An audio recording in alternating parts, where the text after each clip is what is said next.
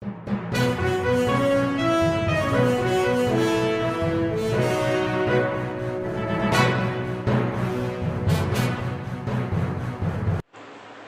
students, myself Bharendra Dago.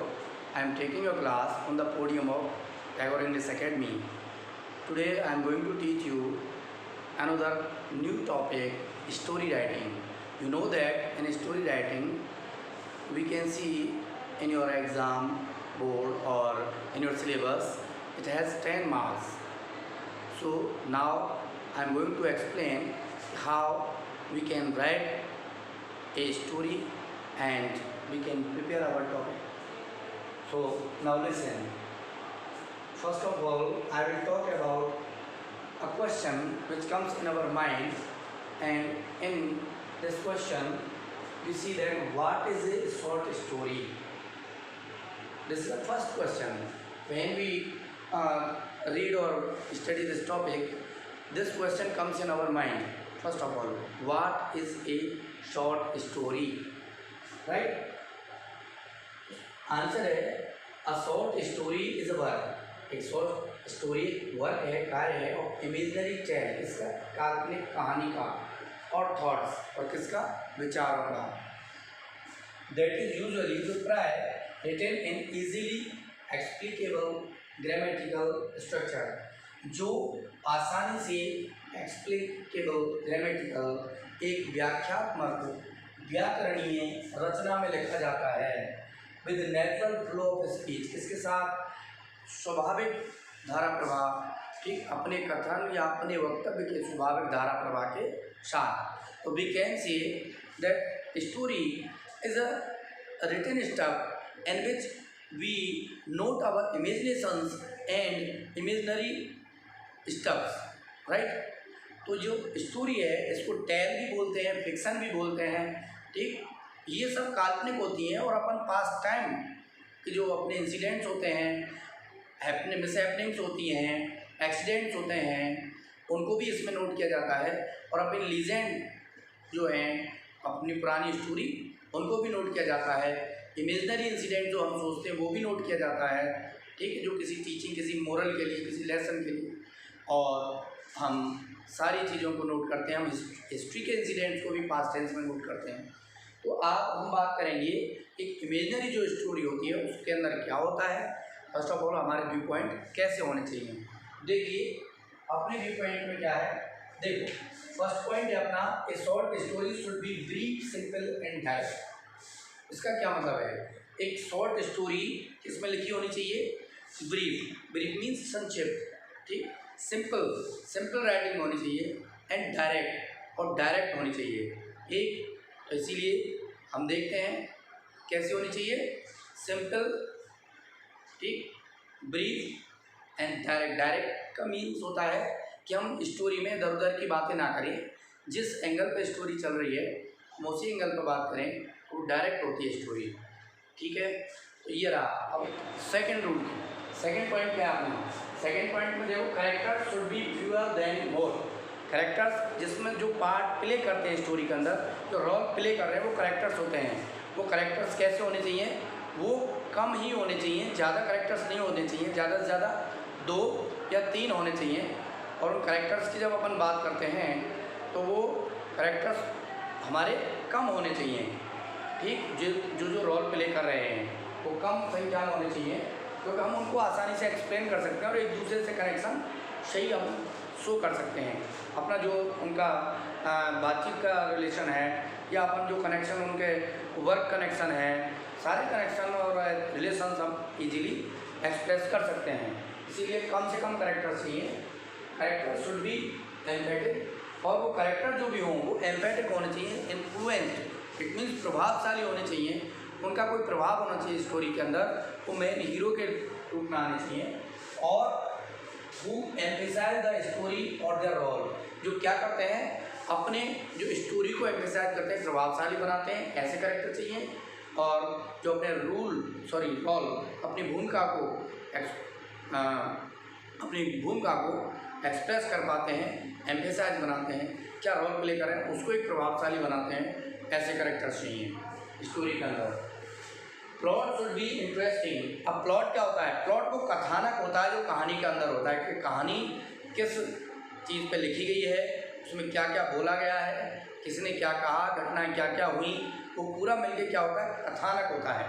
तो उस कथानक में क्या है, देखिए वो कह रही है प्लॉट शुड बी इंटरेस्टिंग। तो स्टोरी एक्सप्रेस करती है तो प्लॉट जो कथानक है वो कैसा होना चाहिए? इंटरेस्टिंग होना चाहिए। क्योंकि अगर स्टोरी इंटरेस्टिंग, यही स्टोरी को इंटरेस्टिंग बनाता है, उसको रोल कैरेक्टर्स का कुछ ये प्लॉट इंटरेस्टिंग होगा तो स्टोरी इंटरेस्टिंग होगी और आसानी से अपन उस स्टोरी को अंडरस्टैंड कर पाएंगे, हम वो सारा इजीली अंडरस्टैंड कर लेंगे और अंडरस्टैंड के साथ साथ हमें रीड करने में भी स्टोरी को इंटरेस्ट आएगा क्योंकि उसका प्लॉट इंटरेस्टिंग होगा। एंड लैंग्वेज बाय सिंपल, और क्या लैंग्वेज के आधार पर कैसे होना चाहिए? प्लॉट सिंपल होना चाहिए। क्यों? क्योंकि अगर लैंग्वेज सिंपल होगी तो आसानी से एक व्यक्ति अंडरस्टैंड कर सकता है, इसलिए।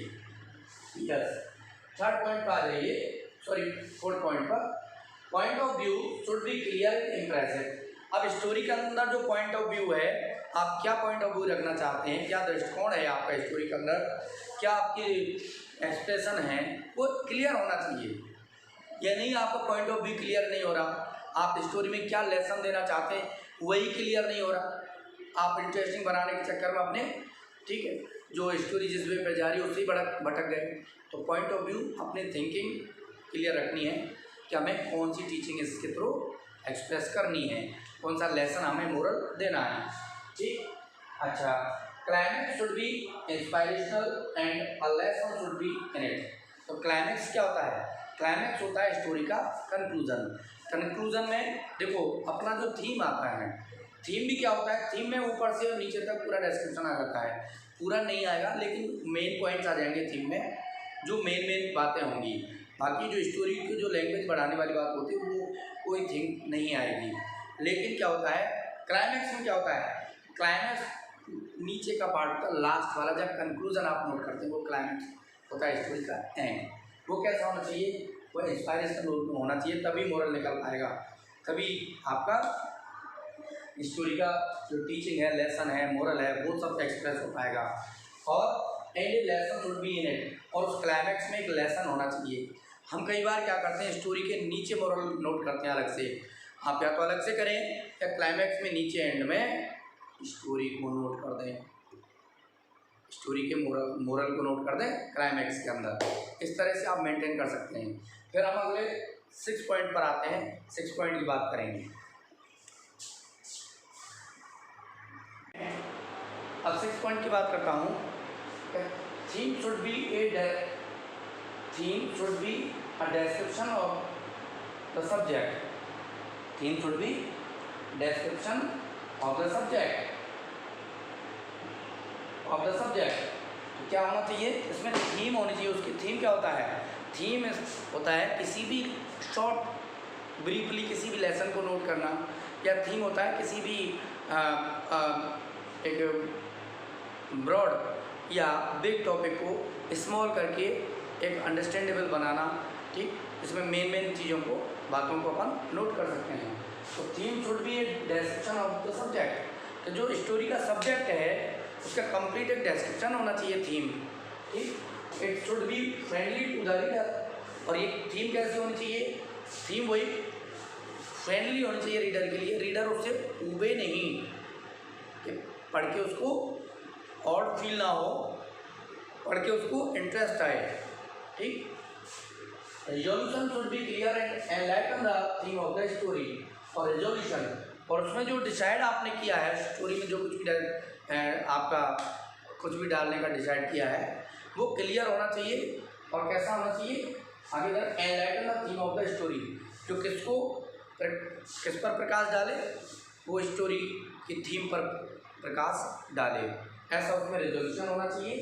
Sentence order should be maintain. देखो ये लैंग्वेज की मेन चीज़ है।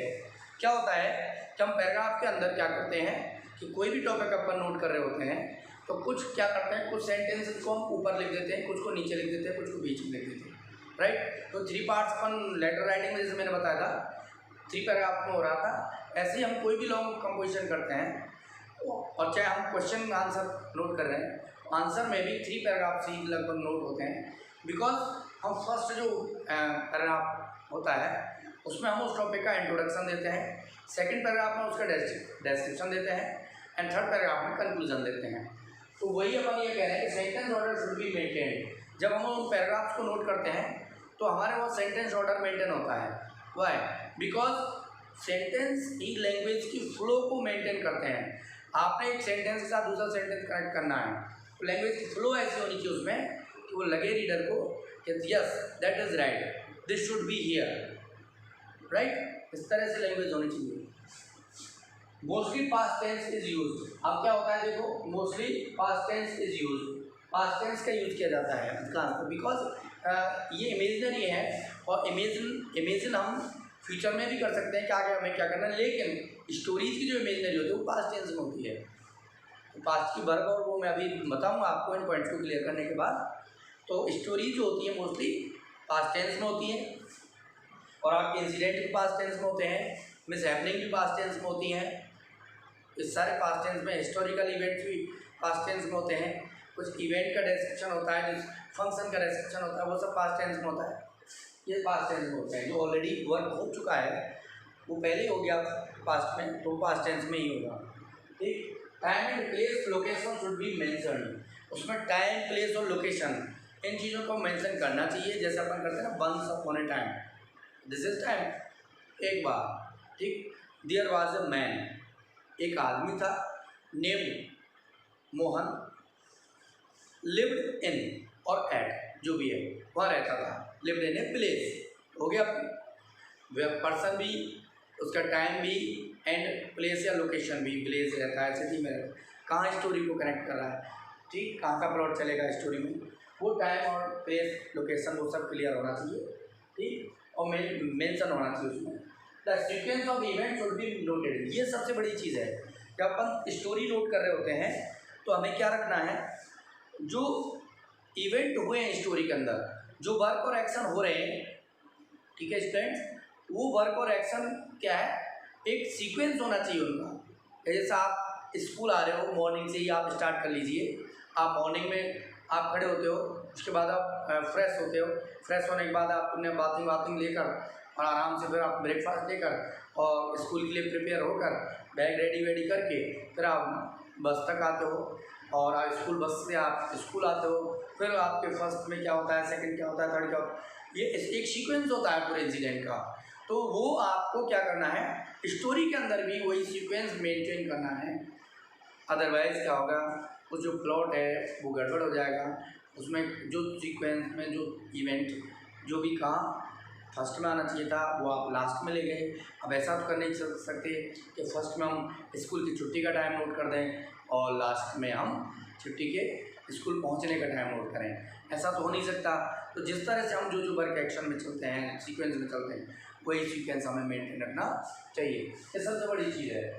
At least 2 characters should be in the story that are consistent and motivated throughout. तो at least 2 character should be, yes this is right, because मैंने बोला ना आपको fewer character रखने हैं, कम से कम रखने हैं, ठीक, ज़्यादा नहीं रखने हैं, ज़्यादा की तुलना में कम रखने हैं, because we can easily connect them to each other and their work and their relations, their thoughts and their actions can be connected easily, right.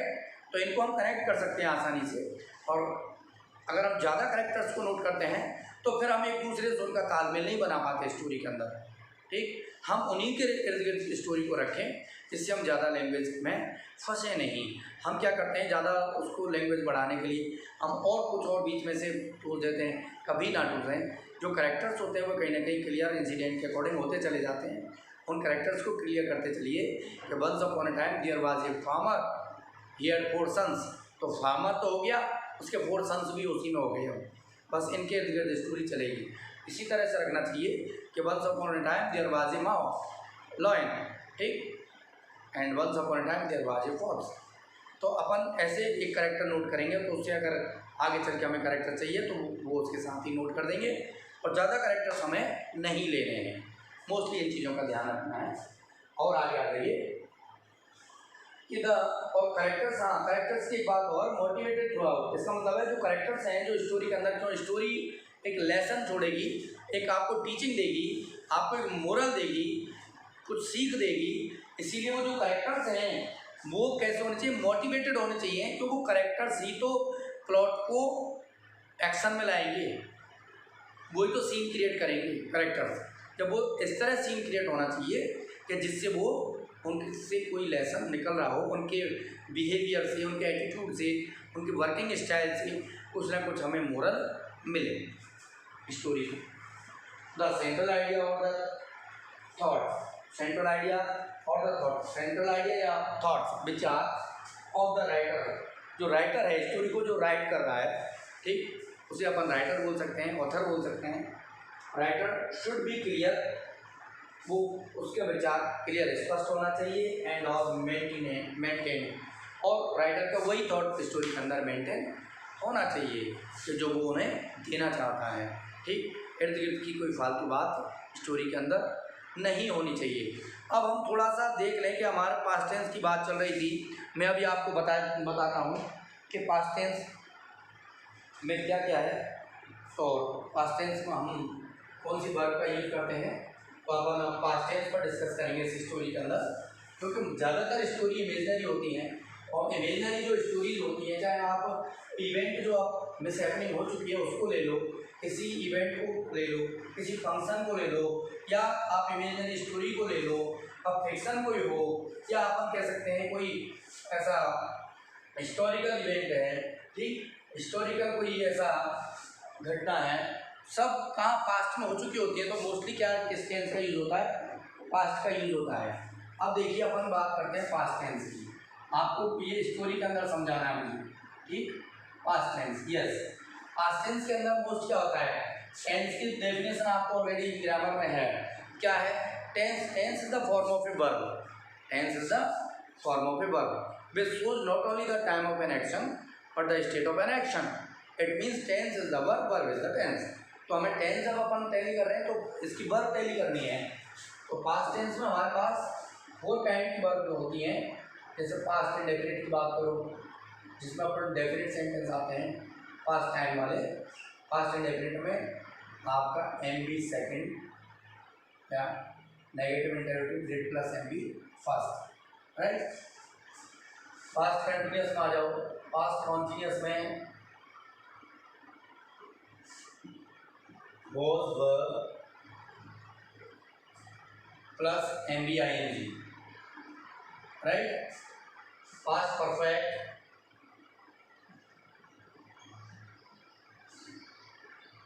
had plus MB third, past perfect continuous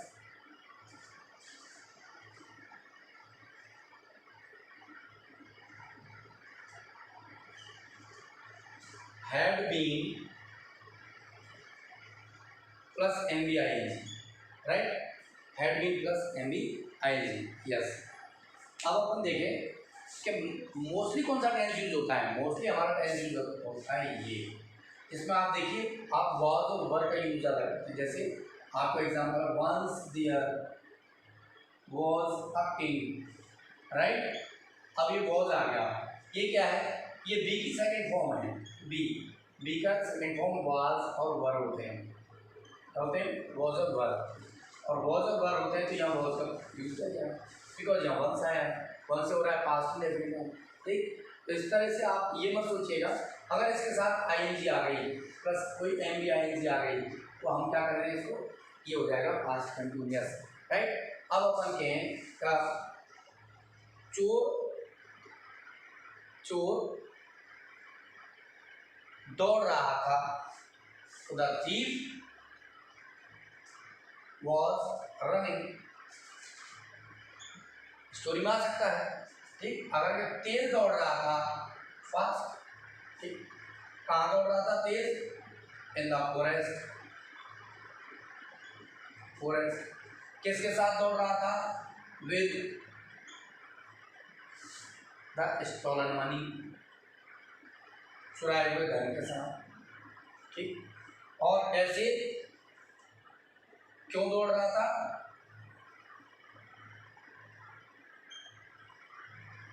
क्यों दौड़ रहा था? Without being seen,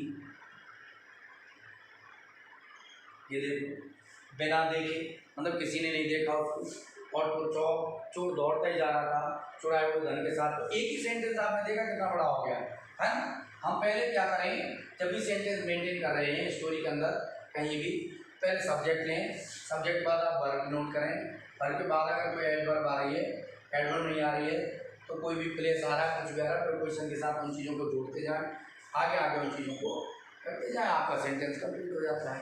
इस तरह से आप एक story के आसानी सेंटेंस मेंटेन कर सकते हैं, राइट। और मैं आपको बता दूं, देखो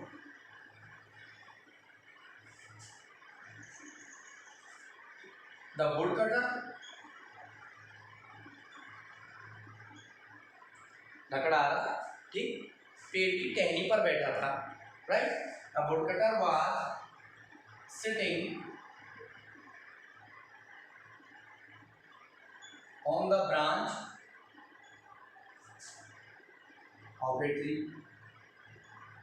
पेड़ की टहनी पर बैठा था। अगर यही चीज आ जाती कि the bird was sitting in the tree, ठीक, पक्षी पेड़ में बैठा था, है ना, ठीक। अच्छा, अब वो आया कि once upon a time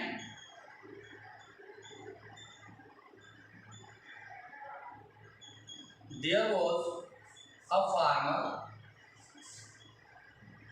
named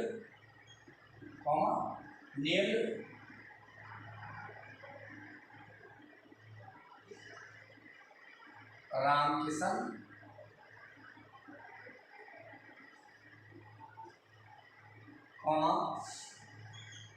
lived in a village, ठीक।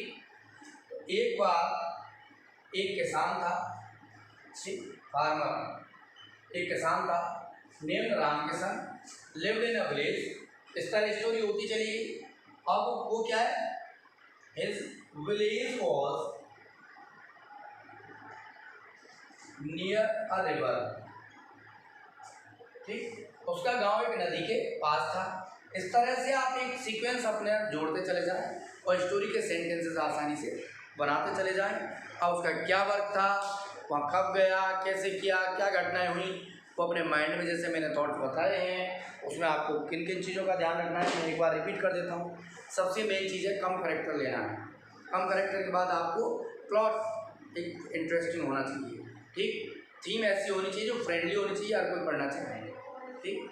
आप स्टोरी को कम करेक्टर्स के साथ ही मेंटेन करना चाहिए, राइट। कंक्लूजन में इतना स्ट्रॉन्ग होना चाहिए कि जो स्टोरी का पूरा निचोड़ उस कंक्लूजन में आ जाए, ठीक, और वो आसानी से एक मोरल को एक्सप्रेस कर दे, ठीक, या फिर मोरल आप नीचे लिखें, कंक्लूजन के नीचे भी आप एक सेंटेंस में परफेक्ट सा मोरल लिख सकते हैं। और देखिए, और एक पास्ट टेंस का मेन यूज़ करना है, सेंटेंस का क्रम सही रखना है, ठीक, सेंटेंस के अंदर वर्ड्स का क्रम सही रखना है, स्पेलिंग गलत करनी नहीं है कोई, ठीक, स्मॉल कैपिटल लेटर्स का आपको करेक्ट ध्यान रखना है, क्योंकि कंप्लीट स्टोरी के अंदर एक परफेक्ट लैंग्वेज आती है तो तभी वो इंटरेस्टिंग बनती है। फिर आपको स्टोरी के अंदर पैराग्राफ भी मेंटेन करने हैं। जब आपको लग रहा है कि यहाँ से सीन थोड़ा सा हट रहा है, कि वो अभी गाँव रह रहा था, फिर वो किसान जंगल में चला गया, अब जंगल में क्या हुआ, तो उसके लिए फिर अपन पैरा चेंज कर देंगे। इस तरह अपने पैरा भी चेंज कर देंगे, ठीक, एक दो, उससे क्या है आपकी वर्ड लिमिट आसानी से कंट्रोल हो जाती है। तो इस तरह से हम एक स्टोरी मेंटेन करें तो एक परफेक्ट स्टोरी आपको बनकर तैयार हो जाएगी। और नेक्स्ट वीडियो में, नेक्स्ट क्लास में अपन आपको एक स्टोरी क्वेश्चन के अकॉर्डिंग नोट करके बताएंगे, ठीक। आज की क्लास यही हुई। Thank you very much.